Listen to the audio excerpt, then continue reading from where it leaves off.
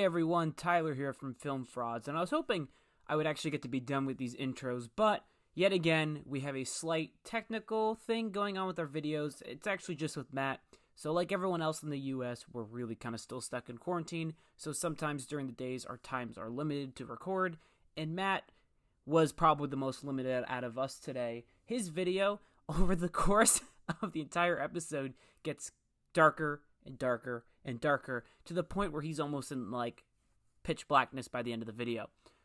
The vast majority of it, though, he's still kind of, you can still see him, but because of that, his quality of video is a little bit worse, and it's just kind of annoying, but we were really limited with time, and that's what we had to do. The conversation's still great. You guys will still love this episode, but just wanted to give you guys a heads up that it will be fixed for next episode. Matt's quality will be better, we can hope. But yeah, this episode's a little weird just with Matt's cameras, but Mark and mine are fine. So, enjoy, guys.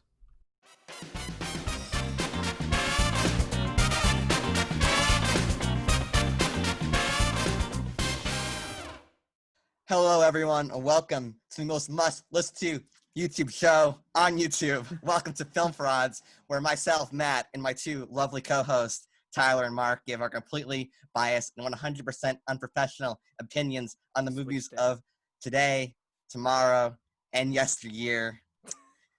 Tyler, what are we talking about today? So, like Mark did with his Paul Thomas Anderson and Boogie Nights episode, I'm doing the first episode of my director series. So basically, we're going to do 3 movies about Christopher Nolan, kind of what we think of him as a director, and choose 3 of his movies. Maybe not the standard ones you expect, but ones that I am interested in to talk about. And this time, I chose his movie Insomnia. But I have a lot of really complex thoughts about Nolan as a director. And I just really want to start off by saying I don't know if I like him as a director or a writer. I'm very a mixed bag on his movies. The 2 that are back here are the only ones I think are great. The rest I think are good, and there are some that I'm not a big fan of. But that's not to say he's a bad director. Yeah. I just have a really tough time rewatching his movies. Like, what do you guys think? Yeah, I mean, I agree. I think I like his movies. I think as a director, he does a really good. You know, he's a good director, but it's not too stylistic in what he does. I think like one of the key things I noticed in his movies is like he's very practical. He's like he never wants to shoot in front of a green screen, and he's got like these amazing locations where he's shooting. I mean, specifically in Insomnia, it's incredible.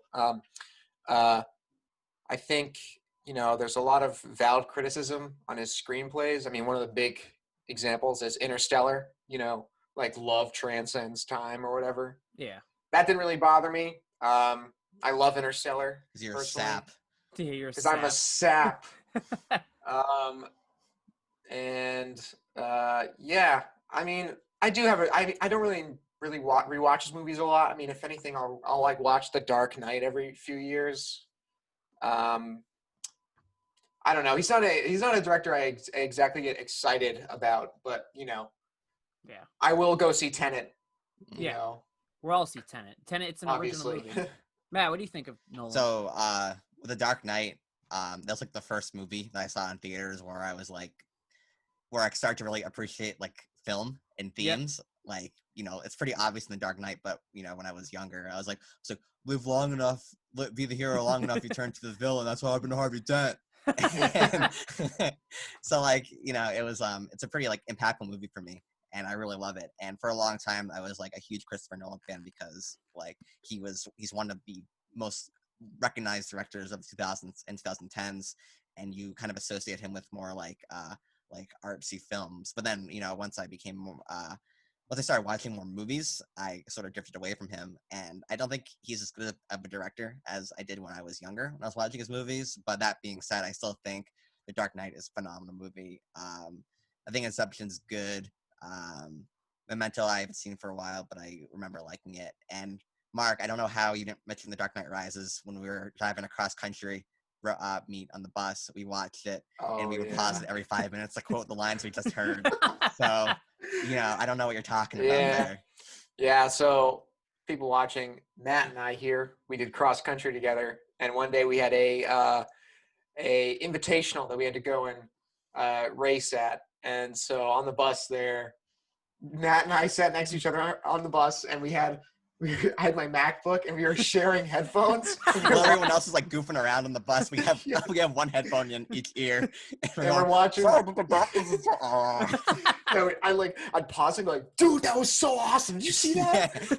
You said the line. Oh, the darkness is out. It's awesome because he's Bane. Yeah. So that yeah. movie has a special place in my heart, but Yeah, I mean, I think I recognize The Dark Knight isn't like Dark Knight Rises isn't like a brilliant movie, but I'm somewhat nostalgic for it because it was so iconic for like young high school Matt. Because like it was part of like all these like college humor sketches and everything. Mhm. So basically, in general, I think he's an all right director. I think he has really high highs, but a lot of his movies are kind of mundane, in my opinion. Yeah, I with your Dark Knight, I had the similar thing with Inception a few years later. I think Inception's a fine movie, but that was because for a while I was really just kind of in one ear out the other. Like I saw Dark Knight in theaters, and I went, Batman didn't punch enough people, and then I went home and didn't think anything of it. But then I watched Inception a few years later, and I remember after the movie, kind of like I was with like two people that I never hung out with again after that because I took them to Inception.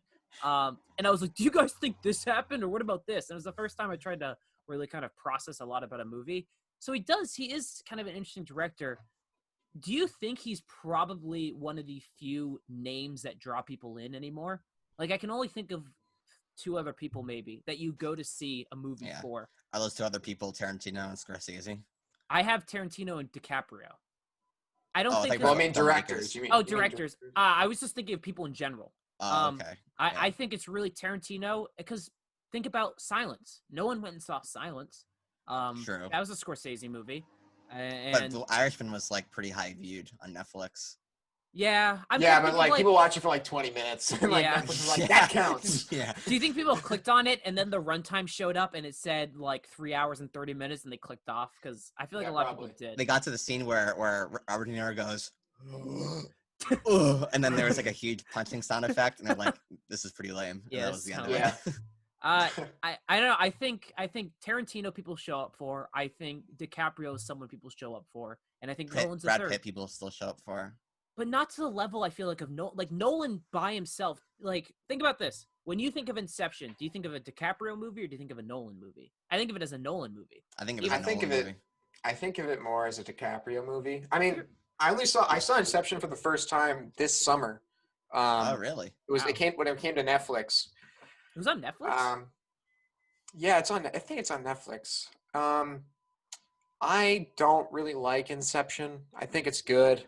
I mean, I really have no intention to watch it again anytime soon. I'd also like to add, a lot of people criticize Nolan because it's like, for like movies for pseudo intellectuals.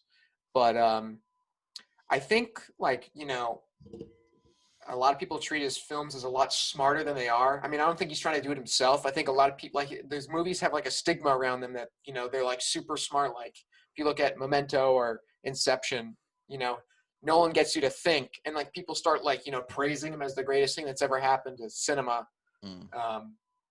So I don't know. It's not exactly a criticism. Asks a lot of questions, but then everything gets boiled down to guys shooting each other, punching each other in the face. That's kind of my problem. I don't think he's a good writer at all. I think he's not really. I think his ideas are too grand and he doesn't know how to convey them properly to an audience. I think Inception is 75% questions in exposition. I rewatched Memento for this. I watched Memento when I was 14 for the first time, and I got it then, and I rewatched it, and it's a really easy movie to understand. And I think an issue with Memento, and we'll eventually get into Insomnia, because Insomnia is a weird movie out of his pedigree. But Memento does not have a lot of rewatch value. When you rewatch it again, I think like Roger Ebert said this, and I could not agree more, but it doesn't do anything to add to the experience. It just kind of clarifies, like, okay, that makes sense. All right. But it's not really a hard movie to understand. So I kind of understand the pseudo-intellectual a lot smarter than it really is. But I feel like he's in this interesting, like, middle ground where he makes movies that are just above, like, an average audience. So you kind of gravitate towards that a little bit. Like Inception's kind of like a harder movie to get into if you think about it. It's dreams and dreams and dreams, but it's accessible enough. Yeah. But he never one of my main points I want to make for this is Nolan. There is one director working today that I think if Nolan really peaked as a director, he would be like, and I think that's Denis Villeneuve.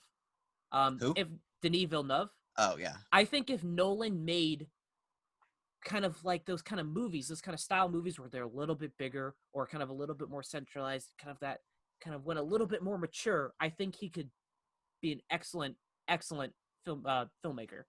But he's almost there.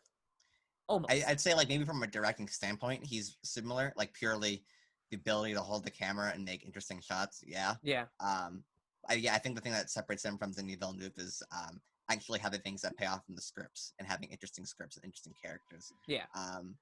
It's funny, like you kind of say similar things to Tarantino, where he's sort of a pseudo intellectual in a way, where he's just so good at filmmaking and making interesting characters and dialogue that you think that he's more brilliant than he is. Which I'm not like. I love Tarantino. Like Pulp Fiction's my favorite movie of all time, but like his scripts aren't like the deepest things in the world. But like whenever a Tarantino movie comes out, they're like, oh, a Tarantino movie, like it's going to be amazing.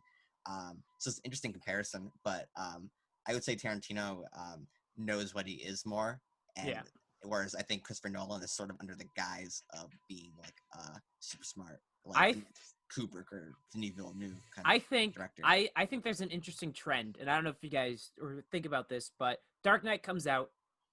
It's one of the biggest movies ever. It made $1 billion. It was basically, it should have been nominated for Best Picture that year. It wasn't. What's his face? Heath Ledger won an Oscar. It's praised. Deservedly so, yeah. Deservedly so, yes. I love The Dark Knight and I love Dunkirk. I really legitimately love these movies. I think they're great and I think they excel past what Nolan kind of can do.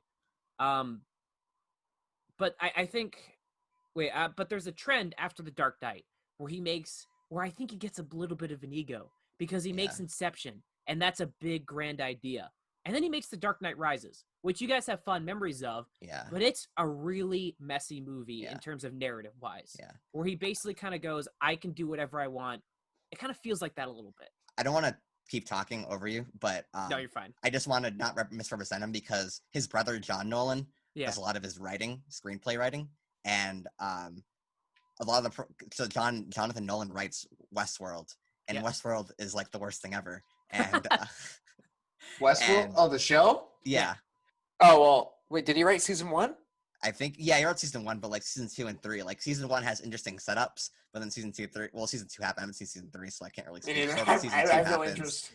And it's like the most boring thing, like most confusing, trying to be pretentious thing ever. So like when we say like, I don't want to, when we're criticizing Christopher Nolan's scripts, I just want to clarify that I don't know how much he actually has to do with his script writing. I think his brother has a lot to do with it. And I think because Westworld is so similar in its writing style to a Christopher Nolan movie, I'm wondering if Jonathan Nolan is more responsible for like the writing aspects of his movies than Christopher Nolan is. Well, at the end of the day, Christopher Nolan still signs off on it. Yeah, I'm not saying he's like absolved of anything, but I just want to clarify that I don't know how much he's. Well, there's a point when I was watching Insomnia where I was like, this is really well written. There's a point where I was like, this is a really well written movie, and then I looked it up, and Christopher Nolan had no writing credit on this. This is the one. There are like. He like helped like touch up the screenplay clearly because I saw the 1997 one, the Norwegian film with Stellan Skarsgård and a director who I'm not going to even try to pronounce. But then I watched this one and it's clear he made touches to the script, but he kept kind of the themes and the questions the movie raises the same. And it's his best written movie because he elevates some certain areas and areas that I think he does well. Yeah. But it's interesting because I don't want to get into it, but I feel like Insomnia is not a very well-directed movie. There are elements of it that are not well-directed in the slightest. You're right. I want to add something. Sorry, Tyler. Keep going. No. That was my point. I just want to say it was not well-directed. There's one point I want to make before you get into Insomnia, but for me, I know a Christopher Nolan movie when I see it. Yeah. And I just think his movies look like crap. I mean, not like crap, but I don't know. They're like gray. Am I wrong? Yeah. They're all to gray. Watch like on a Sunday afternoon when it's like kind of light out because you try to watch The Dark Knight Rises or The Dark Knight and you can't see anything. Yeah. Yeah. It's just so gray. It's so many gray palettes. I mean, you look at Tenet, it's kind of the same. It looks like Inception. Yeah. Sort of in the way it's shot. Doesn't get me excited. We're disparaging him a lot, though, and I do want to say that I am glad Nolan's a director because he makes original movies for the Yeah. most part, and they're successful. And they're that nice trend where you go, oh, Tenet's going to come out. Tenet's an original movie. It's probably going to be really successful. Good, we have an original movie to watch. I respect Interstellar for being an original kind of idea and trying to take something and kind of expand on it. Memento. I mean, Memento's one of those movies where it's very much a gimmick. It's probably one of the best gimmick movies ever made. You have to think about it that way. And it's kind of well done that way, but it's original. I watched Memento. I wasn't the biggest fan of Memento, but it was nice to kind of just go, that wasn't something I've seen before.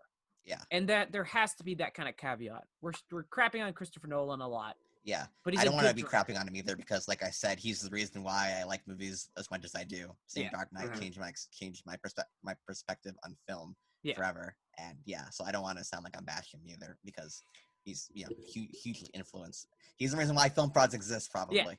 Yeah. You're welcome, Christopher Nolan. This is for you. I really admire him. I mean, I know he's like Tenet is now delayed indefinitely, and I know he was like really pushing for it to be like the big reopener for theaters. But I really admire him for like, he's clearly very passionate about cinema, and he really wants to keep the theaters open because the direction we're going is all streaming services, and he's trying to keep the theater chains alive, and I really respect that because I want them to be alive still. Yeah.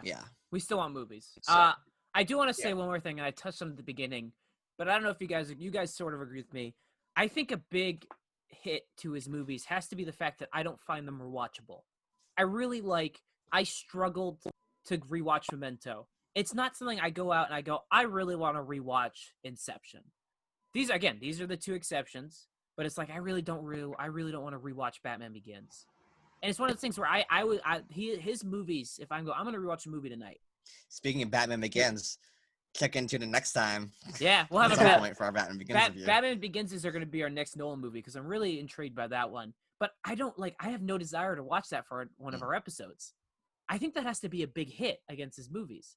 I would rather turn on Sicario, which is a depressing movie, than watch like Insomnia ever again. Yeah, I agree with that. Like, I guess I like a lot of Nolan movies, but I don't really want to rewatch them. But because we did Boogie Nights recently. Yep. We did Paul Thomas Anderson, and Mark's probably going to maybe recommend Punch Drunk Love next, which I watched a long time ago. I didn't like it, but I'm excited to rewatch it because I want to see if I get a new perspective on it, having seen more Paul Thomas Anderson movies. So it's kind of interesting, like how I like Christopher Nolan movies, but I don't want to rewatch them. But I don't like Punch Drunk Love, but I'm excited to rewatch it to see if I get something out of it. Yeah. So and then there's like, and then I agree. I completely agree with the statement that you can't rewatch a Christopher Nolan movie without it sort of dragging at some points. Yeah. Then you look at a filmmaker like Stanley Kubrick, and you go rewatch one of his movies, and you have a different experience every single time, and you learn something new every single time, and it's incredible. I can rewatch probably 2001: A Space Odyssey every week for the next year and have a different experience each time. Yeah. It's really a testament to a film that can happen. And that's a big reason why I'm a big fan of Dunkirk, because there's that progression, and Tenet is following it again, where after Memento, his movies got longer and longer and longer and longer, and then Dunkirk comes around, and it's an hour and 45 minutes, and it's quick, and it's digestible. There's not that extra 30 minutes of fluff tacked on, and that's why I can rewatch it. And The Dark Knight, I feel like, is the one exception where its length, it feels justified in its length. Yes, it does have elements where it drags, but it's not as bad as, say, like The Dark Knight Rises or Prestige, which we haven't talked about. I think Prestige drags a lot. I don't like The Prestige that much. That's what? The Prestige. Oh. He has you don't? Oh, that's all right. Yeah, he has that weird run where it's Batman Begins and it's Prestige, and I don't like those movies. The Prestige is after Batman Begins? Yeah, it goes Batman Begins, Prestige, Dark Knight, Inception, Dark Knight Rises, and Interstellar. Yeah. He also hasn't made a lot of movies. That me saying I really like 2 of his movies is I like 25% of his movies. It's basically what it is. Do you guys have any other points about Christopher Nolan you want to make? I'm all set. You're all set? I'm all set. Right. We want to talk about Insomnia. What do you guys think about Insomnia? I'm surprisingly lukewarm about it. It's a decent movie. It has really interesting elements that I wish would have been divulged into more. But it has like legitimately great performances by Pacino, by Robin Williams, by Hilary Swank. There is the last hour is legitimately really engaging. I think the first 45 minutes are slow. But I was thoroughly surprised. I like this more than the 97 one. I can say that for certain. What did you guys think? I liked it. I thought it was quite an interesting story. A cop and a killer in the same situation. That's very interesting. I've never seen anything like that before. Yeah.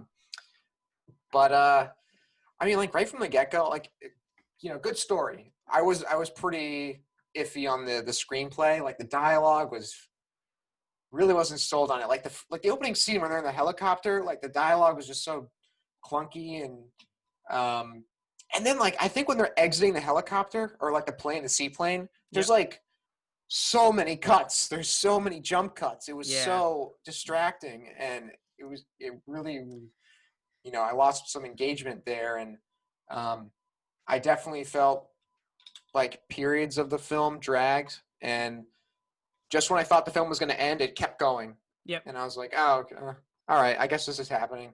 Yeah. But I will say, Al Pacino did phenomenal, and Robin Williams phenomenal. Yeah. I thought those were the two strong points of the movie, as well as I was talking about it earlier, but I love the way Christopher Nolan like shoots a location. He really lets you take in the atmosphere and the scene. He has that great kind of opening shot where it's over the ice and it kind of just goes on for miles, and you're like, oh, they're really isolated. But Matt, what'd you think of the movie? My sentiments echo yours. It was all right. The directing I thought was kind of poor in this movie. This is besides like establishing shots. I thought the movie really became amateurish during like any sort of action scene or chase scene. That's my one big complaint. Like you said, they set up a lot of interesting things about the killer and about Pacino and stuff, but I don't think really any of it is like brought to anywhere interesting. That's basically how I feel. It was a fine movie that I will probably never watch again. Yeah. There are weird changes from the 97 version to the 2002 one, which I do want to talk about because there's interesting. So Pacino in this movie is portrayed as. Should we get into slight spoilers? Because this movie came out. Yeah, this movie's old. Okay. Yeah. Spoilers for Insomnia if you haven't seen it. But basically, in this movie, Pacino is constantly under pressure. Well, first off, we should establish the entire premise of the movie is he's chasing Robin Williams, who turns out to be the killer, accidentally kills his partner, and then Robin Williams blackmails Pacino. Yeah, because the partner is going to testify against Pacino for sketchy evidence or something, and so you're kind of wondering if he shot him on purpose or not. Like that's pretty nebulous throughout the movie. And he even says later, he's like, "I don't know if I did or not on purpose." Yes, which is a nice little okay. But there's a change. The 97 version, the same character is played by Stellan Skarsgård. And in this one, Pacino's played as kind of like this sympathetic person because you find out his intentions are that he wanted to put away a pedophile and a child murderer. Yeah. And you're like, okay. In the 97 version, Stellan Skarsgård gets in trouble because he slept with a witness. There's a scene where he sexually assaults a minor, almost rapes someone, and other scandalous actions, and it's a really weird change because Stellan Skarsgård is much creepier. He also survives the movie. There is in the 97 one, there is only one scene of action, and that's the final guys he has him with a gun. He knocks the gun away, then the guy runs away. He trips on a board, he hits his head, and then sinks underwater like the shot that Robin Williams had. It's an almost mirror shot. There's no ambiguity. He doesn't kill him. He kind of dies, and Stellan Skarsgård lets him die. And that's where that kind of morality question kind of continues, because the whole thing about this movie is morality. Do kind of actions justify actions and stuff like that? And this movie takes that kind of savior role more, Pacino does, and I don't like it. I'll be honest. I wanted a little bit more kind of like a degenerate character, so it's more even questionable. Because when he starts doing these bad things, you still know he's a good guy. But in the 97 one, Stellan Skarsgård doing these things, sexually assaults a minor and almost rapes a girl. It's these kind of weird shifts that I wasn't a fan of. I don't know what you guys thought of that. Um, yeah, I mean, the 1997 one sounds a little more brutal. Yeah. I was reading Roger Ebert's review, and he points out that there's a lot of unnecessary action, In the Hollywood Insomnia. action. Yeah. Yeah, in the 2002 one. Um, and yeah, I agree. It was sort of out of place, I guess. I mean, because he was comparing it to the 1997 one a lot in Yeah. his review. Yeah. Um, and I think it would have been a lot more interesting and engaging if it sort of the film focused more on the morality, as you said, Tyler. You know, more like towards the 1997 one. I mean, I guess I should just go watch the 1997 one. It's But not as good of a movie, and there's a reason for that, and it's because in that movie, the relationship between Walter Finch and the detective is just bare bones. Okay. It's 90 minutes and they barely flesh it out, and that's a big praise I have for this movie. I love the Pacino and Robin Williams stuff. That's the best part of this movie. When they're having the phone calls or when they're meeting, wonderful, wonderful scenes. They're the best scenes in the movie, I think. Yeah, I specifically like I guess this can be my Hallmark scene or whatever, but when they're on the boat and Yep. they're talking and like Pacino's like has like his head resting on the Yeah. pole Yeah, and he's that like was barely damn it. able to stay. That was my favorite scene. That's your Hallmark scene too. Yeah. And he's like resting his head on the pole and he's just trying to stay awake. And I like the element of like the insomnia itself because it's established early on when he's at the house. He's like, "Oh, are they at school right now? We should go to school and find the boyfriend of the woman who was murdered." And they're like, "It's like 10:30 at night." It's like he's like, "What?" And it's like, "Oh, is this right all the time?" So like I like the idea of like a realistic kind of insomnia. Like there's the psychological insomnia of he has all this guilt and he can't sleep, Yep. and also it's bright all the time and his head just Yeah. cannot adjust to it either. Like as someone who has traveled recently, jet lag kills and it takes days to adjust to it. So like there's like that real world like I can't sleep and I'm literally out of my element, and Yep. also like I'm feeling all this guilt and like the fact that it's never night at all is just totally messing with psychology, and you don't know if he's actually a bad person or if his and like the decisions he's making are like decisions he would normally make, or if he's just completely out of his mind because he just can't sleep at all. And So there's some interesting gray area there. I don't think they go gray enough in that area. I think it's too clear that because they have that one speech where he justifies his actions, and the 97 one, Skarsgård is not a good person, and you witness that. So that kind of when he's doing the thing and trying to put away this kind of child murderer, because Walter Finch does kill. They age her down in the movie. She's 15 in the 97 one. This one she's 17. So there's like that justification, like he's trying to put away this person, but he also is just not a good dude. I also mentioned Pacino dies in this movie. I wish he would have lived to have the ramifications of his actions, because that is a whole I element felt of the this same movie. exact way. Yeah. Because I knew it was like he's gonna die because they're not gonna be able to do anything interesting with him dealing with his conscience or have Hillary Swank. I guess like the only interesting thing is that it serves more for her character because he's about to go dirty like him, and then he stops her. He says, "No, don't do lose that." your But way. it would have been more interesting if he stayed alive because then she'd have more conflict about like keeping her principles as a cop or going down the dark road that he's gone down. Well, they have that. They bring up that really good point, which again, these are the morality. There are touches. I wish Robin Williams was in more of the movie. He shows up about an hour in. I think it's 58 minutes. I looked it up. Yeah. But they touched the morality a little bit because they basically say all of this good stuff Pacino has done. If he comes out that he faked evidence on this one case, the guy gets released, and basically so does all of his other cases. So you go, so that Hillary Swank choice at the end, like, hey, do you keep your dignity or do you kind of choose the right thing? I wish they touched on that more because it's really not, because it's that great question of, well, that's a good point. Pacino, like, he kind of like really helped these, like, put away bad guys. Yeah. But if we do the right thing, it's really interesting. And I wish they kind of divulged it more. They should have made, because one of my talking points is that I didn't find Al Pacino to be a very sympathetic character or a character to really root for. Yep. I think that Hillary Swank's role should have been buffed up, and then maybe the second half of the first half of the film, or like first 3/4 of the film being him dealing with Robin Williams' character, and then in the shooter have Al Pacino survive and have Hillary Swank deal with this like dilemma of, well, he's technically a hero, but he's also a bad person, and I don't like having the gray area of like, oh, I don't really know. He doesn't even nearly know for sure if he killed the other cop on purpose and have her deal with the fact that it's like, do I actually do this or not? Yeah. Because I feel like the heart of the movie could have been with her, because Hilary Swank's an amazing actress, and I felt like her character was the most relatable to real life people.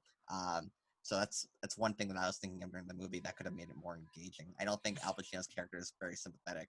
So like, although I like the scenes between him and not De Niro, him and Williams, because they were well acted and like they were talking about interesting things, I didn't really care if he died or not. Yeah. I have a question. Is it ever explained how Robert Williams's character found out about the whole internal affairs thing? Is that ever?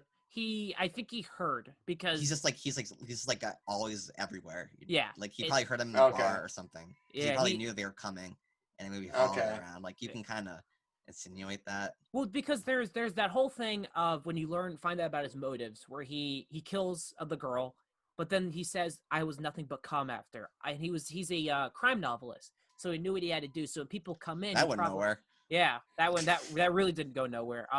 But he expresses like he's very calm and he knew what to do. So I kind of have to I think Matt's probably right, where he's probably just around. But he also, I think, hints when he heard when Pacino's partner is dying, and he's like, "Get away from." I love that scene, by the way. When he shoots him, he's like, "Get the fuck away from me!" He's like, "What's wrong with you?" Yeah. And then he dies. Lovely. But he says like Robin Williams is like, "I heard that." Like I heard him say, like I heard his final words. Oh right, yeah, that's right. Which is a really interesting thing. Yeah. Again, Robin Williams had a really great year. I haven't seen 1 Hour Photo yet, but apparently plays a really good creepy role in that. 2002 is a great Robin Williams year. This movie is also led by 3 Oscar winners. Swank, Pacino, and Robin Williams have all won. Yeah. Which is really cool. I do think my least favorite part of this movie is all the action. It's terrible. It's legitimately terrible too. Yeah, I want to specifically shout out the log scene. When he gets trapped in the logs, it was comical. I was like, I don't know what's going on. Yeah. Like, can't he just swim literally a couple feet away and then he'd be fine? Like that's what I was thinking the whole time. And yeah, it was bad. There was did you notice his over reliance on shooting feet in movement? Yeah, because Al Pacino's too old to run. Yeah, it's but it's also Nolan is not a good action director. He gets better in The Dark Knight Rises a little bit. His action's more on camera, not as many quick cuts. Batman Begins is terrible. Dark Knight even has bad moments. Yeah, Dark Knight I love the movie, but yeah, the fight scenes in that movie are terrible. Yeah. Not terrible, they're not good. The worst is definitely Batman Begins. But it's this weird where he clearly says he cannot fight. Like he can't shoot fighting choreography. And yeah, Pacino's 65 and clearly can't do it. Robin Williams, Rocky too, Yeah. It's a little tough. I don't know, what other stuff did you guys not like or dislike of the movie? Mark, do you have anything you really didn't like? I don't know. I really lost engagement. Probably an hour and 20 minutes in. I just really stopped caring. I mean, once Hilary Swank's character goes to Robin Williams's, lake house or whatever, that's when I got pulled back in. But there's a 30-minute time frame where I was just checking my watch. Yeah. So I don't know. The movie didn't really hold me for that long. And then I didn't feel like there was anything particularly amazing about the script or anything. Interesting story. I just felt like it could have been written much better. Yes, Matt. I have two scenes I think are really stupid. Okay, go for it. Let's lay them out. The first scene is when he's interrogating the girl's best friend, and they're just gonna drive into a truck for no reason, and then she pulls him out of the way. It's it'd be one thing if this was day 4 of him not sleeping, but he's there for 1 day, and he's already driven to the point where he has to It's not Insomnia. That one mirrors a scene from the original, where in that scene, in 97 when Stellan Skarsgård sexually assaults the girl to make her uncomfortable, and then it's the same thing. Drivers to the dump, makes her confess. That one was more of a tactic, because I was looking at that one. I actually rewatched that scene because I was thinking, was he already exhausted? He wasn't. That one was more he's clearly there's a difference in the performance that he tires over time. In that one, you can see his posture. He's leaned back. He's relaxed. And he's going. Yeah, it was more. What of an I'm saying is there's no point for him to go that extreme. Then he was trying to he was trying to bring the information out of the girl. But he's taking such he takes her to the site where he dies, and that's what gets her to talk. That's the question of morality, though. That's the whole point of the movie. Killing, yeah, but it's just so stupid. It's so edgy that I couldn't get into it. A normal person, even someone who's kind of like on edge, like a cop like that, would not do something so stupid. And then he's the one who steers him out of the way, anyways. He was going to. I don't know. It was so Would you have dumb preferred to if me. they just smack movie over? No, Pacino's I prefer dead. if he didn't do it at all and was a normal cop and took her to the spot where she died and then like went off on her. He's not a normal cop though. We show in the movie that he's excellent at what he does. Yeah, but he's so stupid and so cycle and so out of his mind that he's impossible to relate to. I don't have anything wrong with Like that I'm scene. saying that it would have been a better scene if he was already like day 4 and she was insomnia and was like clearly losing it. But he's still of sound mind and body at the time. And it's like such a stupid movie trope where it's like, oh, I'm gonna drive into the stupid. It's like, and he's going, and you know nothing's gonna happen because it's the first 20 minutes of the movie, and like it was just so it was so Hollywood and so unrealistic to me that I couldn't get into it. I think Matt, I would have loved to see Matt's reaction if they filmed it. They just get hit by the truck and the movie just turns, and they're just. They would have followed Hillary Swank and the movie would have been good. Yeah, that's a good point. Yeah. Oh, why was Pacino do that? No. What other scene did you think was stupid? Oh, the scene where he's putting the other gun into the boyfriend's house and he hides in the bathroom, like it was so perfectly timed that I didn't like it. Like it's like he's like, how long did it take you to unscrew the stupid thing? Yeah. Like I don't know. It took that was like way too close. Again, it was another stupid. Let's make a suspenseful scene for the sake of making a suspenseful scene without any real need for it. Yeah. Like it just would have been fine if you just put the moral ambiguity there is already there. You don't need to have it intense either. Like audiences are gonna be like, oh, he's planting false evidence. That's bad. That's a bad thing to do. We don't need a car chasing on top of it. I think that was suspense for suspense sake because there wasn't a lot going on in the movie. Yeah. Mark, did you have any specific things you just didn't like? Let's make this low points actually. Least favorite scenes in the movie. I just gave mine, You just gave yours? Okay. I don't know. I don't really have like a specific scene where I was like, I hated that. I just didn't care. I didn't care for a majority of the movie. Yeah, I mean, I don't know. This movie did not really grip me. I think it just wasn't my taste. I don't think it's a bad movie. You know, it didn't have my attention. And, you know, that's just like a string of very meh scenes. Yeah. Yeah. Tyler, do you have any? I think my least favorite scene is the log scene. It's like it's not engaging. It's exactly what you expect to happen, and it's a false sense of suspense because you know. I have that issue where it's really difficult to put main characters in suspenseful situations because you know they're going to be okay. But that one really felt like you're watching like an old man kind of like stumble across, and because Nolan again cannot film action at this point. We've established that, but he constantly cuts to the water in between the logs, and he's stumbling, and it's another cut to the water in between the logs. And you're like, he's gonna fall in. Then he falls in. He's under the water for like 3 minutes, and he's just like, okay. And then he gets out, and then you're like, what was the point of that? You're like, he didn't catch him. It would have been so much better if he just got into if he was in the Robin Williams' room. And then he gets the call. He's like, "Hey, I know you're in my room, whatever." Because then you know Robin Williams is a step ahead still. Yeah. He's not like walking to his room. So well, you see, like, he waits outside the door and then runs. Yeah, and then there's a pointless chase scene. It would have been so much more interesting. He's like, he hears like, "Oh, here, I know you're here. You know, take a shower. You might need to get a nap or something." That was a great at the boathouse or whatever. Yeah, like that was great. There was no point in the chase scene. I love that line where he's like, Will. I think his name's Will Dormer. Yeah. He's like, Will, I know you don't have anywhere to go. Look at you in that condition. Go take a shower. I have some fresh towels for you. Yeah, feed my dogs. Yeah, feed my dogs. They're on a diet. And it cuts off, and you're like, oh, Robin Williams. Hallmark points. Favorite scenes of the movie. What do you guys got? Mine Definitely the boat scene. What? Definitely the boat scene. Yeah, mine's the boat scene. Yeah, when he's just like on the pole and like getting further and further, and you're like, this dude's so out of it. Yeah, that's probably mine. I have one more complaint about the movie. I wish they went further into the psychological aspects. And for the sole reason is at the end, they state how long he's been awake for. And they say 6 days. If I'm awake for a day straight, I'm like seeing things. 6 days and he's like still cognitive. Dude. He should have been a mess. He should I have was been awake for 2 days straight, my last 2 days in Ireland, and then I was sick for like a week and a half after. Yeah, like I couldn't function. Yeah, it's absurd. Like he's 40 years older than us. Yeah, it was one of those things where Robin Williams goes, "Man, 6 days, you broke my record of 5," and you're like, "He's been awake for 6. He can drive a car."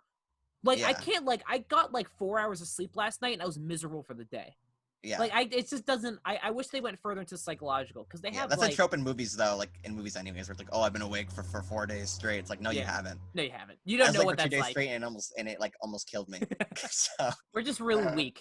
yeah, I picked up my phone a couple days ago awkwardly, and like a pain shot through my arm, and it hurt the whole day. I was sort of my phone was like here, and I was like, I went to grab it just like weirdly, and I went, ow, and it just hurt the whole day. And like I work out, I'm in decent shape, and it's still like it still hurts so bad. I like to think Matt is just getting hurt at home and just watches this movie. It's like it's not doesn't make any sense. Yeah. Before we go to grades, we're gonna play guessing game where I spent about 35 seconds looking up information on the IMDb trivia page, and now I'm gonna test you guys to see what you know. What was the box office and budget of this movie? What do you guys think? It probably cost 15 million, and it made 60 million. Mark, you have 15 and 60. Yeah. Mark, what do you think? Please, I was take gonna your guess time. I was gonna guess 15 million. So now I'm trying to rethink my answer. I'd say it's more closer to 20 million. This movie cost $46 million to make, and it What? Yeah, I was shocked. How much did they pay Pacino and Williams? 38 million. Oh. No, I have no idea. This movie Oh. made $113 million worldwide. What? It's one of Nolan's least successful movies. All of Nolan's movies, except for 3, are in the IMDb top 250. Which 3 movies are not? Following Insomnia. Insomnia and Dunkirk. Interstellar. No. Which one? So, wait, what is it? Following Insomnia and The Prestige. Matt? Those replace The Prestige with Interstellar. It's those first 2 in Dunkirk. Dunkirk is Oh, not it. wow. I was Dunkirk, gonna guess- that's okay. surprising. I did not agree. I did not like that. What's Nolan's highest grossing movie? Dark Knight Rises. Yeah, Dark Knight Rises. Yeah, at $1,081 million. It just beat out The Dark Knight. Let's see. Who considered directing this movie originally? Fincher. Fincher? Okay. That's wrong. Do I know him or her? You have seen movies of him. What was her. his last movie? I don't know. Oh, what? He has one of the most famous movies of all time, though. He's directed one of the most famous 90s movies of all time. Oh. Is it no, it's not Terrence Malick. No. No. What? No, God, no. What a terrible choice. Okay. It's Jonathan Demme for Silence of the Lambs. Oh. Director of Silence of the You know, That- that's weird. I was thinking when I was watching it that the cinematography reminded me of Silence of the Lambs. It would have been such a good movie if Jonathan Demme made this. I know. It would have been Would have amazing. been fantastic. Who was considered for the role of Al Pacino's part? Who else was considered? I couldn't find anything for Robin Williams, but Can you give a hint? Because there's like a bunch of. he is one of the hottest people ever to exist in 80s movies. Sylvester Stallone. No, what a Kurt terrible Russell. choice. Not Kurt Russell, Harrison Ford. Oh. Would have been really Really? Oh, interesting. I would have loved to see Harrison Ford go a little deranged. Yeah, that's my guessing game. You guys actually did a lot better. I hate this. You guys are supposed to do worse. I'm supposed to make fun of you. That's not how this works. This is Tyler's brief petty power trip, and he doesn't even get that. Like, I can't believe it cost $46 million to make. Really? Yeah, it's a lot of money. Also, this movie caused Robin Williams to relapse.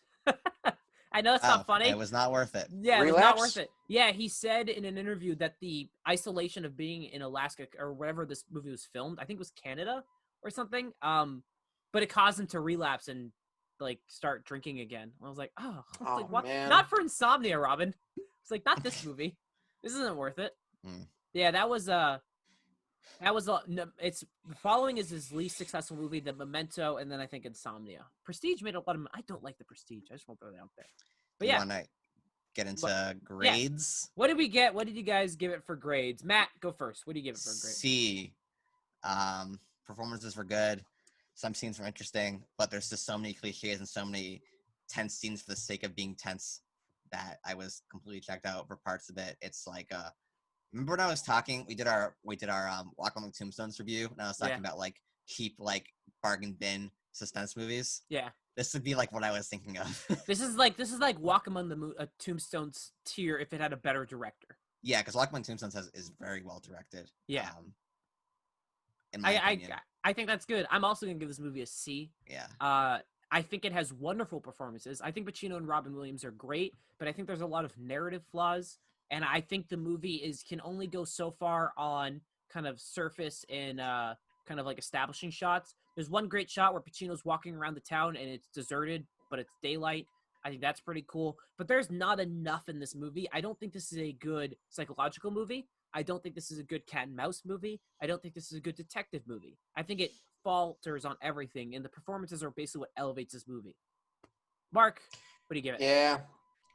See, you guys have already said it all. I just wasn't engaged, and that's my grade. I looked up in an article for this. He gives it this an A for ambivalent. Ambivalent, yeah. I looked up, and this was someone did a review for this. I think it was actually on a website. It wasn't like Blogspot, but it was like, this is Christopher Nolan's underrated masterpiece. I was like, oh, really? No. I was like, no. Everybody, it's either overrated or an underrated masterpiece. It's like The Last of Us Part 2. Oh my God! All right, we're gonna jump into what we've been watching or playing. Matt, you haven't been here in a while. I watched so many movies. So did I. This Really? is amazing. We got a lot to talk about. Let's do it. Okay. So am I going first? You can go first. You haven't been here. So I rewatched Parasite on Hulu. Yeah. And I finished it, and I was like, why don't I watch this movie every single night? It's phenomenal. I like it even. I loved it the first time I saw it, and I love it even more now. It's one of the best of the decade, and I might actually buy the Criterion for it because I'm really interested in seeing what the behind the scenes stuff is. I can't believe I'm saying it. I gotta see it in black and white. Yeah, I got to see it in black and white too. Man, this movie is just phenomenal. It has such a great bleak ending, and I think it, even if you don't like foreign films, I think you get something out of it. I remember I was when we saw Night of the Hunter, I wanted to like see what people liked about it, so I was like looking at like Night of the Hunter reviews, and like this guy does his videos. He's like why this movie's a classic, blah blah blah blah. And then in one of his videos, his most popular video is why Parasite is overrated, and it's like wow, dude, are you like this movie that has crossed borders like no other movie? Yeah. Before you're gonna explain to us why it's overrated, why the world's wrong in this. Like I know like it's bad to always go off of like what the masses say, but this movie Parasite has crossed borders like no other movie before, and I think it's 100% deserving of it.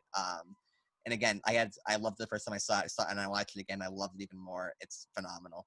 Yeah, there's a really there's a great point that I think is that, remember when Roma was like the best picture winner because it was like, oh my God, I saw Roma. It wasn't good. Well, that's the thing, is like it's the first like foreign film, but the director Cuarón, he made American movies. What makes Parasite so amazing is Bong Joon-ho has only made South Korean movies. Yeah. That's it. Well, he did like he did Snowpiercer and like, Okja. They're not on the level of a Roma or of like Children of Men or something that Alfonso Cuarón has done. But even those movies have kind of like a foreign element to them. They don't feel like American movies, and I think that's a big thing.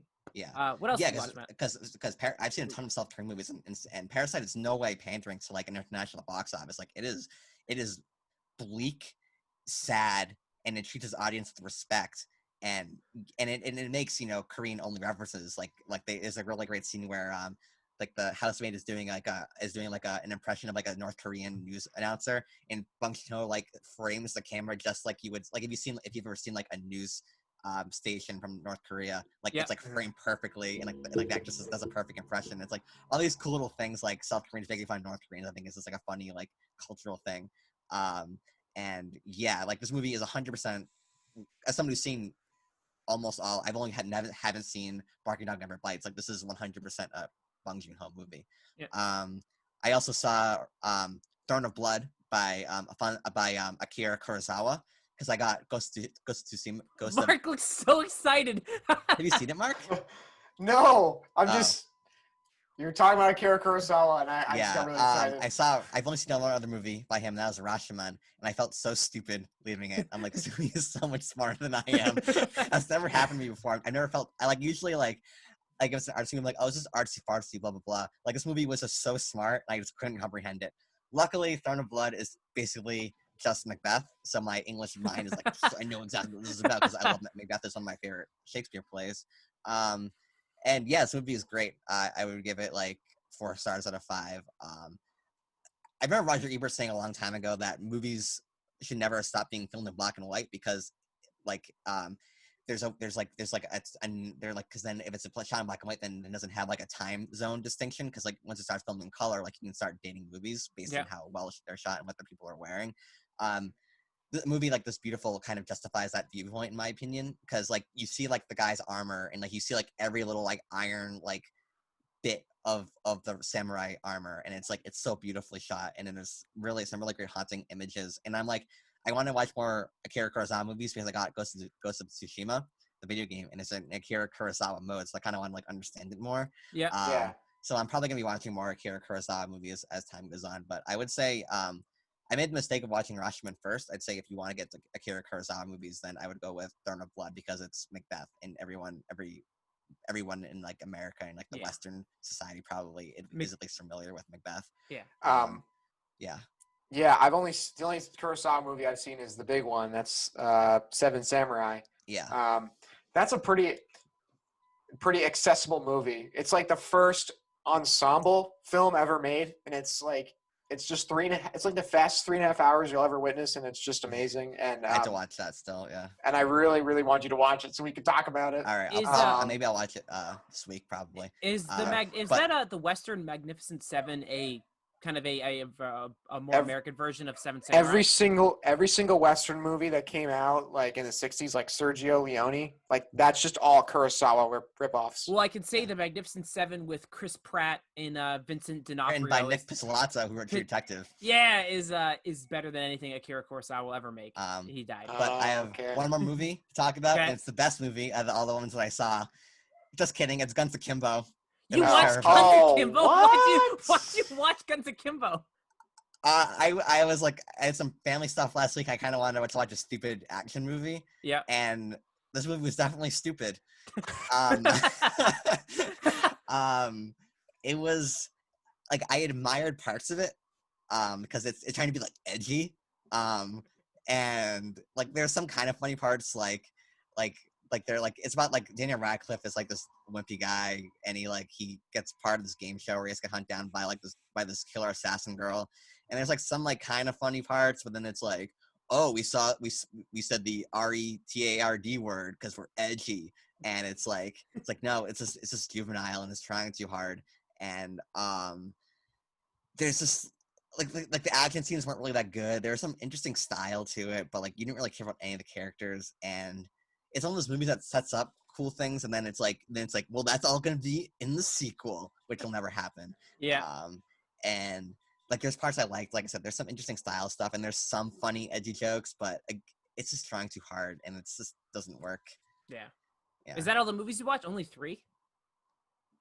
I'm watching like some TV shows too. Like I'm almost done Cowboy Bebop, which I'll probably do like a full review for it once I'm done with it, and then I've been watching Rick Steves Europe because I miss traveling so much. Rick Steves Europe is great. It's on Hulu, and you get like little 30-minute like travel adventures from Rick Steve, and you get to learn some cool stuff. So I'd recommend that if you're like, oh, like I want to see what's in Germany. And yeah, so if you ever want someone to watch Rick Steves Europe. And they're so old because I was watching a Dublin one, and it's like the Celtic Tigers in full roar. The Celtic Tigers like 10 years ago, so they're a little outdated, but if you're stuck in quarantine like us Americans are, and you want to like branch off into the rest of the world, watch Rick Steves Europe because it's pretty fun. You can live vicariously. All right, Mark, what is some stuff you've been watching? Because I have like a metric fuck ton of stuff that I've been watching. Wow. Yeah, I have 3 movies. Oh my god, I have so many. Like 3 times the amount of you guys do. I watched The Silence of the Lambs for the first time in about 12 years. No. I've seen it before. I mean, I saw it so long ago. I was 10 when I saw it. It was I didn't understand what I was watching, and it was really, really horrified me. So basically, watching it again was like watching it for the first time. And I'm really a sucker for a good close-up, and this movie just delivers on every front. And what can I say that's already not been said? I mean, this won like 5 Oscars, like the Big 5 or Big 4, whatever the heck it is. And I just love the way this movie is shot. My favorite scene, bar none, is when Hannibal is moved to that like really nice cage. Yeah. And they talk about the lambs, like, Clarice. And then make the lamb stop screaming, Clarice. Yeah. Have the Yeah. stop screaming. You know, it's just shot. It's just their What, face next- takes up the yeah. whole frame, and it's Next, amazing. Clarice. There's like a 40-minute video of like analyzing like each of the conversations, and like based on their framing, you can tell who's winning the conversation between Clarice and Hannibal Lecter. Now I And know it's I'm like gonna it's rewatch. so fascinating. I really want to watch this movie again now. Yeah. So, is that Murphy? No, it's dog outside. My Oh. dog's dog. Well, if you He's made it walking this aside, far, so it won't hello. last that long. Mark, what other twos have you watched? So then I watched Moonrise Kingdom. Man, Mark. Really, really liked it. Yeah, I thought it was great. I thought it was hilarious. You know, pre Fantastic Mr. Fox, Wes Anderson. I mean, I haven't seen Bottle Rocket or Rushmore, so this isn't a completely I liked Rushmore. a very strong opinion. But what I've seen so far, which is Darjeeling Limited, Royal Tenenbaums, and Life Aquatic, I just couldn't connect with the movie. I really I appreciated what I saw, but I didn't get that gut punch that I wanted. And, you know, Fantastic Mr. Fox I love that movie so much. And, you know, I think post Fantastic Mr. Fox, Wes Anderson is definitely my favorite version of him. I think I like the way where he's going, and I still have to see Isle of Dogs, and I'm looking forward to The French Dispatch. So Moonrise Kingdom, really enjoyed Hotel it. Chevalier as well. What's that? He's a short film on YouTube and has Natalie Portman in it. What? Oh, It's like really? a prequel to Darjeeling Limited. It has Oh, Brothers. right, because she's in there. Yeah. Oh, right. Yeah. I have to It's watch like 20 minutes long on YouTube. Just type in Hotel Chevalier. I like how Matt is Yeah. getting slowly darker and darker to represent his mental I state. noticed that too. It's very entertaining. If you guys have made this Um, far, Matt doesn't have a lot of like places in his house to record. Yeah. So watch us for Mark and I. And Matt's Yeah, just- so it was either like record 7:30, be dark at the end, or still not be able to record another 30 minutes. Yeah. And be probably recording to like 11. yeah. So so just bear with us. Matt will be better for next episode, but yeah. Or you can kinda look see. at it. You can That look looked at pretty it. cool. Yeah, you can look at it as you're fading into obscurity too. your So, teeth look very white. Because Yeah, you've been really brushing well, so good job. Yeah. Tyler was so So- proud of himself. He had like one good burn. Yeah. So, all right, Mark, what's the third movie? Last one I saw was The Death of Stalin. Oh no! So- oh there's no! gonna be a fight. I There's gonna be a think. fight. So it just wasn't for me. You I mean, suck. I like these kind of movies, but Tyler, what are you watching? I mean, I'm going to talk about Charlie Chaplin's film, The Great Dictator, in reference to this movie. Boo. All about political farces and you know, satires and just the absurdity of, you know, geopolitics, I guess. So I thought the film was all right. I laughed like once. I genuinely laughed once, and it was like that was it. Yeah. You know, Matt and I saw that in our local theater, and we were dying laughing at Yeah. a few points. I could Like, not stop laughing. That's one of yeah. my favorite movies of 2018, I think, is when it came out. Right. And also, like, I love that era of history. And then I watch History Buffs. That's a great YouTube channel called History Buffs, and they like review movies and TV shows that are based off historical fact. And like mostly everything in that movie is true, like all the way down to like Stalin's son losing he being in charge of the hockey team and having them get lost in the blizzard and then trying to cover up the whole thing. It's amazing. Oh my god. Oh dude, the guy who plays Stalin's son in that movie is just phenomenal. He's in Yeah, he's he's in, the one he's who in like made me laugh. Homeland and stuff. He's in a lot of good movies. And he's in the Hitman movie isn't terrible that he's in either. And he's so good in it. He's like when he's trying to get the gun and he's just wrestling the guard and it's like Oh, yeah. and it's like 3 minutes long and it's so awkward. I think it's a really good film. Yeah. I just don't think it wasn't for me. I'm not gonna like declare like this is a bad movie because I didn't like it. I think yeah. it just didn't. I've seen it done better in my opinion. It's so funny because we both love Doctor Strangelove, and I think this is like the heir apparent yeah. to Doctor Strangelove of political comedies. Yeah, satire yeah. comedies. So it's funny that we both love that one movie and like we have different opinions on a movie that I think is the spiritual successor to Doctor Strangelove. I feel like if I watched The Death of Stalin again, I'm sure Yeah. my opinion would change. You should watch History Buff's review of it and like realize everything is true and then Yeah. watch it again. Okay. All right. Because I want to like it. I really want to like it. And Yeah. I'm sure I will if I just sort of like. I mean, the thing is, I didn't get to pick the movie that night. Like I was watching my family, and I didn't get to pick it. And you were like, so I was you're like, so want to watch Blue Velvet? And they're I like, wa- boo. I Start was throwing stones at you. I was like, I want to watch Full Metal Jacket, but yeah. You want to show Full Metal I Jacket like with I your like family? I like to pick easy movies. Mark's for trying to my depress family. his family. Mark would watch like Blue Valentine with his family, be like, and everyone just died at the end. Oh, we should do Blue Valentine someday. That would be fun. I own it on Blu-ray, and I'm too scared to watch it. It's All right. interesting. Are you guys ready to? I'm gonna list all the movies I've seen. Okay. Ready? Iron Man 2, being John Malkovich, Spike Lee's first movie, She's Gotta Have It. Nolan's first movie following Iron Man 3, Michael Mann's Thief, the 97 Insomnia, Denis Villeneuve's Arrival, Captain America Civil War, Brian De Palma's Dress to Kill, Woody Allen's Manhattan, Christopher Nolan's Memento, Paddleton. Oh, we had to talk about Paddleton. Oh, wait, we I also watched, just quickly, I also watched Annie Hall again, and I really liked it. I watched 4 movies. I gotta over the talk to you week. about Woody Allen. Yeah. But I watched Mission Impossible Fallout, and I watched Black Panther. I have watched a lot of movies. I want to talk about How many And you movies? read Hollow Stars. So basically, I want to talk about a few. I want to. I did. I want to. I don't think Captain America: Civil War is a good movie. I do not like that movie a lot. Wow, that's my favorite. Really? What? What are you talking about? I'll be honest. I think the conflict between Iron Man and Captain America is forced. It's not real, and it's kind of really terrible. You're not real. I'm not real. I think the. Let's talk about Woody Allen. What? It's like, that's my hot take. I don't really like the movie that much. I also think the airport fight is kind of terrible. I think it's filmed really bad. I think it looks fake as all hell.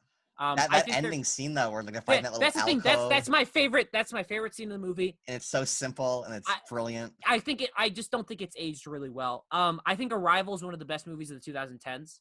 Arrival is one of the most impactful movies I've seen. I love it. I love it to death.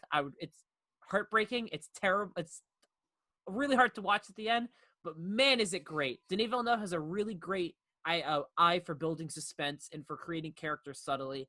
There's one point of narration which I wasn't a big fan of, but other than that, it's great. Iron Man 2 and 3 are very underrated. Iron Man 2 is not a bad movie. It's actually pretty good. I agree with that completely. Iron Man 3 might be the best Iron Man. I want to rewatch Iron Man and then Iron Man 3 again just because Iron Man 3 blew me away. I forgot how good it was. Paddleton. Paddleton. Mark took it off for Paddleton. I've been recommending this movie for like a year for Tyler to watch. I'll be honest, I don't know why I watched it. I was looking I wanted to watch Netflix's Tiger Tail, the original, and then I scrolled and saw Paddleton and went, yeah, I'm going to watch that. Paddleton is legitimately great. It has one of the best chemistry between characters. Ray Romano's phenomenal. Yeah, Mark's having fun. And it has legitimately one of the most gut-wrenching endings I've ever seen. Wait, we can talk spoilers because Mark doesn't have his earphones in. Spoilers. Mark, 1 minute. This is spoilers for Paddleton. I recommend you go see it now. Go. There is that point where Mark Duplass takes the drink that he'll kill himself, and he kind of sits back and he starts to panic. He's like, I'm scared. Oh boy! But also when he puts like the drink down, like yeah, because he doesn't want to do it, and then he just gets the balls to do it and just does it quickly. Downs it, and it's like it because like it doesn't like I'm echoing Red Letter Media's review for it, but like it doesn't. It's shot so objectively. Like, you just feel like you're there, and it's not trying to be overly emotional. Yeah, and he's in a tiny room, and it's just up close. But that point where he's like, oh man, I'm starting to shake, and he starts to cry, and and Ray Romano's over there, and he's like, you're doing so well. It's just like, and then Ray Romano, he closes his eyes and he stops breathing, and then Ray Romano gets up, and he just kind of like doesn't know what to do. It's so baffling. It's like it's just heart-wrenching. And the thing is, there's a difference. Movies like that are hard to watch, but I want to watch it again. Yeah, I almost rewatched it when you saw it, but I had to watch Insomnia. Should have just watched Paddleton again. Yeah, you should have just watched Paddleton. But and it's just yeah, I totally agree with you. And then like before that, you know that Ray Romano's grieving because he's being so childish about it. Yeah, he has some sort of like mental disability. I think they never say. Yeah, but but like he's being so childish about having like the medicine or anything, and it's like you just know he's like I don't know what to do once you're dead or anything. Yeah. And it's also like when it's like there's some dark humor like when they make the drink and it's like And then they also have to wait an hour for like the anesthesia stuff to kick in. Yeah. It's like, why don't we just drink the anesthesia first and then while we're waiting we put all this stuff together. So they just walk outside and it's like, and he's like, oh, I still have like an hour left to live. Yeah. And there's something so like cold about like the universe. Yeah. Like He goes so, out like uncaring, and he's just like, oh, I'm just waiting to die, and it's so fascinating. It's such a good movie. I'm so glad you watched it. It's one of the. I love the part where he goes out and he just like sniffs a tree, and Ray Romano's like, "Why are you sniffing a tree?" He's like, "Dude, I'm gonna die in an hour." He's like, "Why not?" Yeah. But there's like legitimately great friendship. Mark is like dying right now. Yeah. There's legitimately great friendship. Like I love the scene when like Mark Duplass is constantly trying to push him to be social because he knows he's dying. There's a scene where they meet the girl in the pool, and Ray Romano just can't open up. Yeah. Like you can see he's like sexually attracted to the girl, but he's so like emotionally just gone that he just can't like be intimate with another person. It's baffling how good this movie is. It's amazing. Yeah. Mark, and he got no Oscar recognition either. Ray Romano should have absolutely been nominated. Yeah. Hey, right, Mark, watch Paddleton. Watch Paddleton. I also just want to throw a shout out to what's it called? To Thief by Michael Mann. Lovely movie. James Caan has one of I described the scene, like I was trying to figure out how to describe it. There's a scene where James Caan is so cool that I developed ovaries and they exploded. He is so cool in that one. There's one scene. It's a really great kind of neo-noir movie. Michael Mann has a really great eye for kind of raw, realistic settings. Claro was one of my favorite movies. But yeah, I watched a lot of movies. Wait, do you want to talk about Woody Allen real quickly? Yeah. I don't really like. There's something. Can we I want to talk through the Woody Allen stuff. We might not have a ton of time because Matt's like even darker now. He's just ahead. Matt, you look like a ghost. He's a ghost. I look like I'm in the movie Unfriended. Unfriended. Yes. Yeah. Unfriended 3, 4, 5. I don't know. Whatever it is. Can we talk about like Manhattan? Because we've all seen Manhattan. Yeah, I've seen it twice. Does the movie know they're bad people? Does Woody Allen recognize that the characters are not good people, or is he kind of very self-indulgent? Where he thinks, like, my characters are kind of relatable. Like, these are real people. Because they feel so, like, purposely bad. But they don't recognize it. I need help with Woody Allen. He recognizes part of it. Like, I feel like they're very superficial on purpose. Okay. Kind of like a F. Scott Fitzgerald book. Who I've been indulging in quite a bit over the summer. And so to that extent, yes, but there's also scenes like Woody Allen dating 17-year-old college student, and no, she's not a college student. She's in high school. High school student. Oh, he's going to college, and then she's going to college. He's going like, oh, you don't need me, and she's like, yeah, but I need you. It's like, no, you don't. And it's like that stuff. I don't think it's being self-aware. I think it's Woody Allen reflecting on his own life. Yeah. Do you know that I think the daughter, or not the daughter, the 17-year-old girl in the film is Ernest Hemingway's daughter. What? That's pretty cool. I read that somewhere. I don't know if that's real or true or anything, but okay. We'll probably we'll cut the Woody Allen commentary short because Matt's like, yeah, we don't need it. Wait. I just want to say my opinion on Manhattan is it's really, I think I'm not as a person, Woody Allen, I do not want to be associated with ever. Yeah. Stop touching the mic, Mark. Manhattan. This story makes me feel uncomfortable. But I don't know if that's the point, though.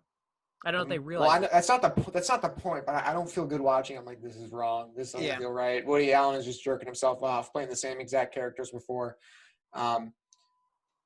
It's shot so beautifully. Yeah, I think it's like top 3 films ever shot. I think it's for me it's Barry Lyndon and then Manhattan and then I'd have to think about the third. But Manhattan is up there. The Pacific Rim. Yeah, Pacific and Rim. then Pacific Rim. Yeah, Pacific Rim 2 actually. That's our comparison that's our comparison for the week. Pacific Rim and Manhattan. Which one's better shot? Do you guys like Annie Hall? I rewatched it. I love Annie Hall. A couple days ago. It's phenomenal. Annie Hall I like more because it's more kind of I like movies kind of Before Sunrise, Before Sunset, Before Midnight. And that movie very much those movies feel inspired by Annie Hall. That kind of dialogue-centered, long conversations, exploring characters' ideologies. This one, Manhattan, felt like a weird middle area where they didn't do it. It was weird. I just couldn't get behind the movie that much. What about Midnight in Paris? Because that's my favorite Woody Allen movie. That one I remember really liking. We I watched it haven't on the seen bus that. going to Paris. Yeah, we watched it on the bus going to Paris. Well, I fell remember asleep, liking. and that was the one time I fell asleep on the bus. Yeah. Was this is a good movie, and then I finally got to watch it. I But that remember movie is awesome. It's on Amazon Prime. I'll probably end up rewatching it because there are a few movies, Woody Allen's, I want to actually go and see. Have you seen Midnight in Paris, Mark? No, I've only seen Manhattan and Oh. Annie Hall. Yeah, I want to go watch more of his movies. I want to see Blue Jasmine before anything. I gotta see that. I gotta see that. Yeah. I guess it's just Hannah. It's like a Spanish movie with that Hannah and lady. her sisters or whatever. Is it the movie? I think no, it's Anna Barcelona something. I don't know. And that's an Oscar-winning movie as well. So Yeah. I guess that movie's to check out. I just want to say about Annie Hall. I think it took me about 3 minutes of my first time watching it. It took me 3 minutes to realize holy shit, I love this. Yeah. It was immediate. When he's monologuing to the camera, I was just you can the way the film is shot, it cuts to there's an animation at one point, and there's that dialogue between him and Diane Keaton on the roof, and there's the subtitles of what they're actually talking about. Yeah. I was you watch it and you're you can make movies like this. This is possible. Yeah. Matt, movie. Matt, you look like the Blu-ray cover for Uncut Gems right now. Yeah, we should probably be wrapping this up because I'm completely in darkness. Mark, real quick, we got a lot of support for Mark and I's Criterion video. Mark, are there some comments? We just want to first say thank you to everyone who commented. That really meant I a love lot. everyone who comments on the Criterion videos. Please don't fire me. Please. There's a lot of great feedback, a lot of great interactions. Mark, are there any that you just want to shout out or anything? Well, just like Tyler said, I can't tell you how much we appreciate the comments. We just love to talk about movies, and when you watch our film reviews, just talk about any movie in the comments. We don't care. We'll talk about it with you. Yeah, it's really fun. Actually, there was a comment by Joe Vonnegut. Yeah, Vonnegut. I don't know if I'm pronouncing that right. He left a very informative comment talking about. I don't know. That's really creepy. Is this a horror movie prequel? That's a thumbnail. Anyway, it has to be a good thumbnail because I have to put it in my Instagram story. Anyway, Joe Vonnegut, I really enjoyed your comment, and you talked about how I like both Kubrick and Tarkovsky, and you gave me some recommendations, and I'm definitely going to check out everything you recommended to me, especially Terrence Malick. I'm really excited to watch his films because I think I said before in the Criterion video, I've heard so many conflicting things about his films, and I wasn't sure, but I trust your opinion that I'll like it. I'm really excited to dive into that. So thank you for your comment. It was very informative. Yeah, I just I just want to throw out I'll just say the names real quick because I have them right here. Jeff Davidson kind of had a really nice interaction. He voted you as his favorite film fraud, Mark.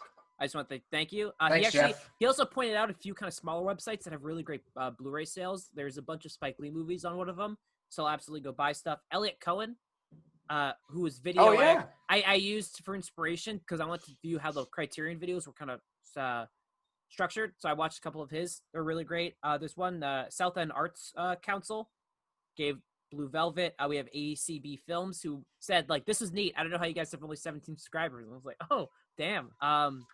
There was Recommend us to your friends. Yeah, recommend it. I want to be whoever I want to be. Who talks about the John Cassavetes collection. He also talks about Parasite, which he thinks is good, but not as great as people do. And I had a little interaction with him. Yeah, well, you're banned from the channel. You're banned. Joshua Garay, who just said, nice video. Mitchell Manley, who agreed with you, Mark. And then Josh Jada, who just said, great video. Yeah, all these people, thank you for commenting and taking the time to watch your videos. We really do appreciate it. Don't do it again. Also, Elliot Cohen, I love your videos, man. If you ever want to make a video with us, just let us know. We're down. We'll talk about any movie, any Criterion movie. I'm British as well, so we can talk about that. As you can see. Yeah, man. I live in Oxford for 6 weeks, so we're basically the same. You can call me Brev if you want to. All right, Matt. You didn't make it as far in the video, so who cares? Matt, what's your call to action? What's our call to action? So remember to like and subscribe to Film Frauds, comment your favorite film fraud, and tune in for next time because we're finally back to the cycle where we're doing good movies again. Because what do you don't recommend? worry, I got the next 2 picks. And so for my individual choice, we're going to be doing a movie that I saw a couple years ago, and it's called Cavalry, directed by Michael McDonagh, who's Martin McDonagh's brother, and it is about a priest in Ireland, and that's all I'm going to say. Excellent. But that's what we're going to be watching next time. Tyler's already seen it, and he I've already seen it. likes it, if I recall I correctly. do like it. I don't think I like it as much as you, but I it's do my like favorite the movie of the decade, so yeah, I probably like it more. I'm But, curious to see what Mark thinks. So yeah, so be excited for that. I think we're gonna have a good discussion about it. And then next time it'll be my director's choice, and I'm not gonna say a movie I'm gonna do, but I'm gonna say the director, and that is Park Chan-wook. So awesome. Look out for that. Yeah, we might have a few like special videos in between, some other stuff, but that's our next because of my videos. I'm sorry. But yeah, thank you guys for watching. This has been Film Frauds, and Peace out. goodbye.